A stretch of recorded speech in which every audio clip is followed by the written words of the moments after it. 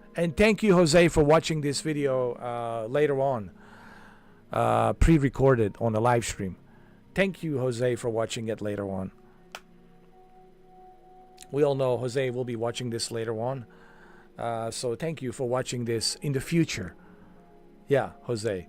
We're coming from the past, and you are in the future watching this. So think of this as a time capsule. Thank you, Jose, for watching this in the future. And I think it's time that you come out of the closet, Jose, and show us the PlayStation 5 Pro. And also show us that hoodie of Digital Foundry. I think it's about time.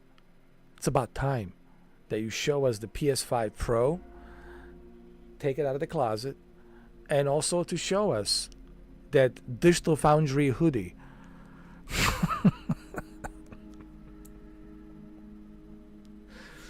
Oh, man. You still have your LG Blu-ray player for the PC. I gotta pick up some holiday Blu-rays. Absolutely, Savage.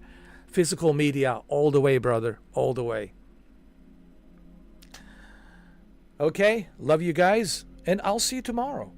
I'll be here tomorrow. I'll try to do it a little bit earlier for you guys, if I can. If not, it'll be around same time, 6 o'clock, and then we're going to play Control. Most likely around 6 o'clock, 6 in the evening, which is the perfect time for me to jump in. Because I want to let you guys watch Dr. Disrespect early so you can watch him a little bit, and then you can switch back around 6 o'clock and check me out. So Control at 6 o'clock, part 2. This is where things get very interesting on a part 2 of this walkthrough. We'll talk more about it. There will be spoilers, of course. I will spoil so much regarding the Control and Alan Wake 1 and Alan Wake 2. So there's plenty of spoilers coming tomorrow. Don't worry. Don't worry, Shuka. I will wake you up, man. You're gonna hear my voice. No, you'll hear the John Wick voice. Hey, Shuka. You need to wake up, man. It's me, Baba Yaga. Wake up, man. What are you doing, man? Wake up. Mr. Pro, it's not helping with your sleep. Well, you need to put it on a standby. You need to put it like on a standby mode, like on a certain times to go automatically to standby mode. You're going to pick up Polar Express. I need to pick up John Wick Chapter 3 and John Wick Chapter 4. That's the 2 movies I need to pick up. And yes, I already have Alien. I have Prometheus. I have Alien Covenant. I need Alien Romulus. So I think I'm picking up 3 movies. I'm picking up Chapter 3 and Chapter 4 because I need to complete my John Wick collection. Chapter 3, Chapter 4. And of course, Alien Romulus, of course.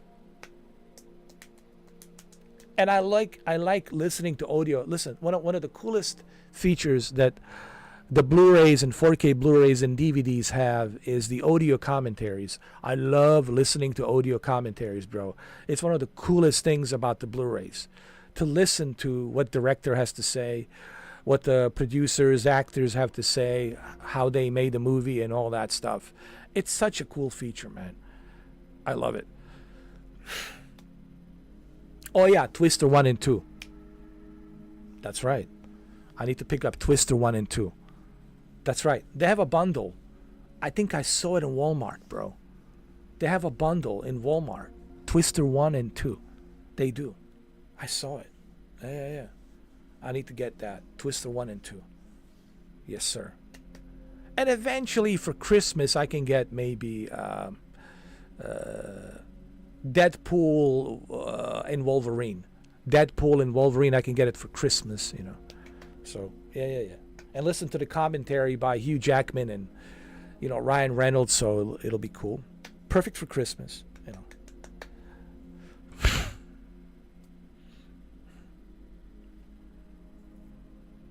Yeah, at Walmart. You got to go to Walmart. Walmart has a pretty cool collection of movies because they are also part of Vudu. You know, they have the digital online Voodoo sales, Voodoo movies. So that's Walmart. So Walmart has I could swear that I saw a bundle, Twister 1 and Twister 2 bundle at Walmart. If my memory is correct, I could swear I saw a Twister 1 and Twister 2 bundle, double feature, called double feature Twister 1 and Twister 2.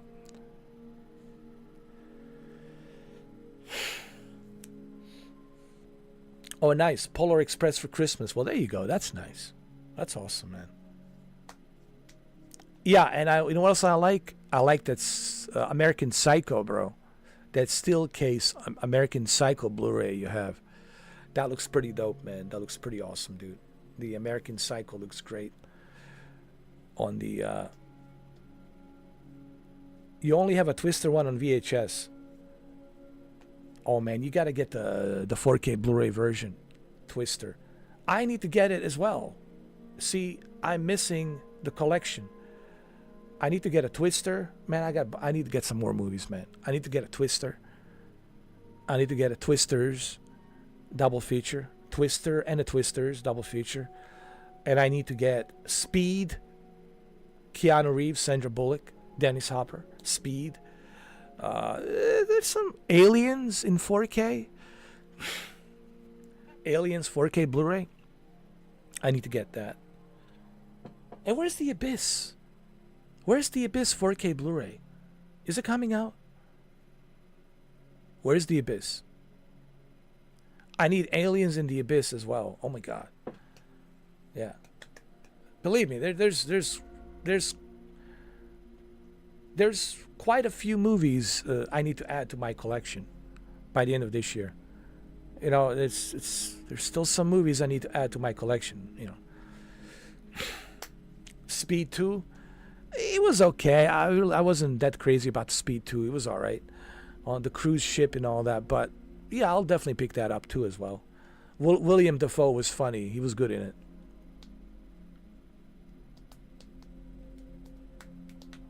I think they do have a bundle of Speed 1 and Speed 2. I'm pretty sure they do. Yeah.